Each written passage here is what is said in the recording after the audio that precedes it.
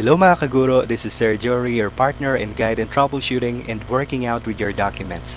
In today's video, I'm going to show you how to print a Tarpapel of your document in PowerPoint presentation. I have downloaded the learning areas from deped.com where this is very helpful because I'm going to place this one in my learning area corner. Okay, in our classroom, we have a learning area corner and we are pasting right there the, the subjects per quarter. Alright, so since I have just downloaded a document of our learning areas in PowerPoint presentation, I am wondering why if how can I print a Tarpapel of this one. And I found out that it's very simple and it's very easy, and I wanted to share it to you guys how to print a Tarpapel of your PowerPoint document. So I have here all the learning areas in quarter one, okay?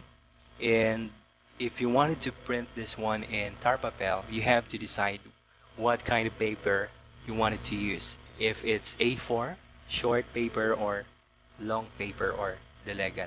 So we have to change first the size of this document. So click here, design, then slide size, custom slide size. And this part I will be using A4 paper.